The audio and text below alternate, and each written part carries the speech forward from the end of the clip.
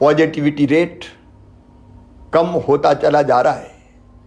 22 अप्रैल को positivity rate जहाँ 24.29% था, ये घटते घटते आज 25 अप्रैल को 23.01% हो गया।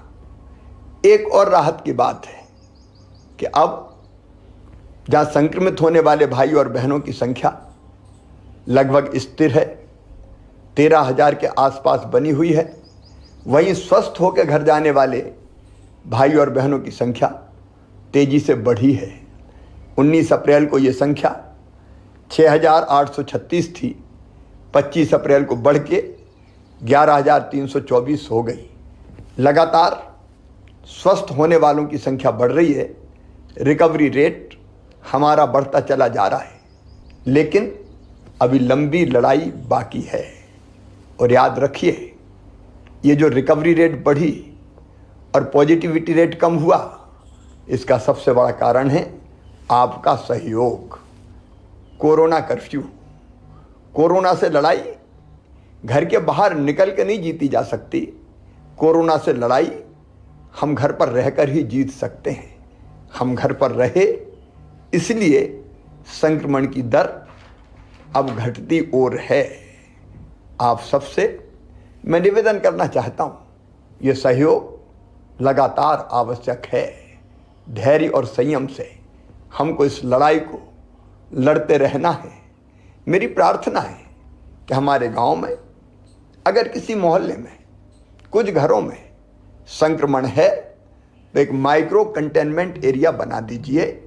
उस इलाके को अलग करके वहाँ रहने वाले भाई बहनों की आवश्यकता हम घरों में पूरी कर देंगे, लेकिन वो वहाँ से बाहर ना निकले, ताकि संक्रमण को फैलने से हम रोक सकें।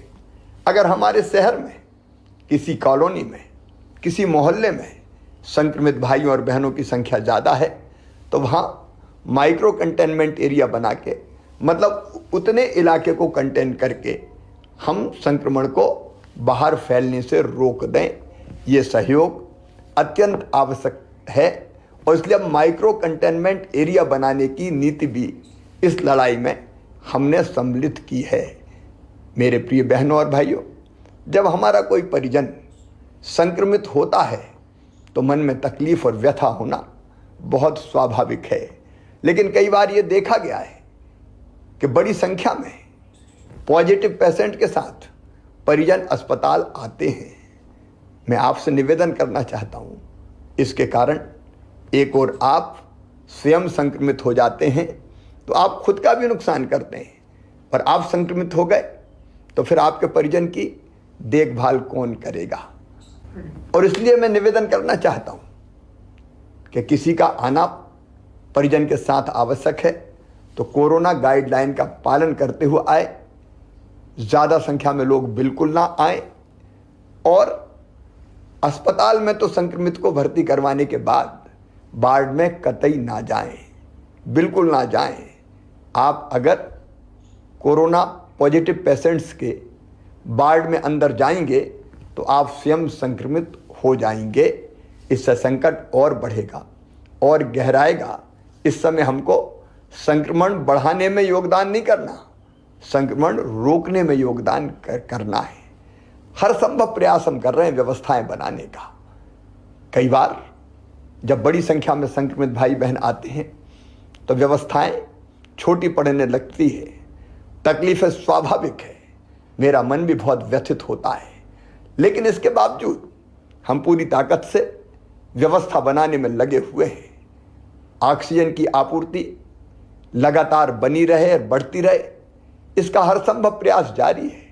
माननीय प्रधानमंत्री जी का, भारत सरकार का इसमें पूरा सहयोग मिल रहा है। अब तो वायुसेना के विमानों से खाली टैंकरों को गंतव्य तक भेजा जा रहा है, जामनगर हो या दूसरे स्थान हो, ताकि वहाँ पहुँच जाए, जल्दी समय बचे और वहाँ से भर के फिर बाय रोड आ जाए। रेमडेसिविर इंजेक्शन उपलब्ध कराने के हर संभव प्रयास जारी है। ऑक्सीजन रेल से भी आए, इसकी व्यवस्था भी हमने की है। हम कोशिशों में कोई कमी नहीं छोड़ेंगे, लेकिन इसके बाद भी अगर असुविधा होती है तो मैं क्षमा चाहता हूँ, कोई कसर व्यवस्था बनाने में नहीं छोड़ेंगे। हम सब मिलकर लड़ेंगे और इस लड़ाई को जीतेंगे। एक तरफ जहां हम सब मिलकर महामारी से लड़ रहे हैं, वहीं दूसरी तरफ इन कठिनाइयों वाले समय में आपका जहान भी चलता रहे, इसकी कोशिशें भी हम लगातार कर रहे हैं। मध्य प्रदेश सरकार ने 3 महीने का राशन निःशुल्क देने का फैसला किया है। माननीय प्रधानमंत्री जी ने, भारत सरकार ने भी 2 महीने का राशन मई और जून का निःशुल्क देने का फैसला किया है। निःशुल्क राशन के साथ साथ हमारे जो स्ट्रीट वेंडर है, चाहे वो शहरी हो, फुटपाथ पर सामान बेचने वाले, छोटा मोटा कारोबार करने वाले या ग्रामीण क्षेत्र के हों, उनके खाते में भी 1000 रुपया डालने का हमने फैसला किया है। जल्दी ही किसानों के खाते में मुख्यमंत्री किसान कल्याण योजना की निधि की एक किस्त भी डाली जाएगी। जनता को राहत देने के हर संभव उपाय हम लगातार करते रहेंगे। लेकिन एक बात और ध्यान रखिएगा, इस लड़ाई में अगर हमारे सेनापति कोई हैं तो वो सेनापति है डॉक्टर्स, पैरामेडिकल स्टाफ, हमारी नर्स बहनें, हमारे वार्ड बॉय। ये अपनी जान हथेली पे रख के, अपनी जान जोखिम में डाल के ये इस लड़ाई को लड़ रहे हैं। इनका सम्मान कीजिए, इनका मनोबल बढ़ाइए, इनकी हिम्मत बढ़ाइए, इनका हौसला बढ़ाइए, ताकि दुगने उत्साह से ये आपकी सेवा में लगे, संक्रमितों को स्वस्थ कर सकें। इनके साथ अशोभनीय व्यवहार कतई नहीं होना चाहिए। आइए मेरे बहनों और भाइयों, मिलके हम इस लड़ाई को लड़ें। मेरा विश्वास है कि जो रणनीति हमने बनाई है, उस पर अगर हम ठीक ढंग से चलते रहे तो निश्चित तौर पर कोरोना हारेगा, हम जीतेंगे। बहुत बहुत धन्यवाद।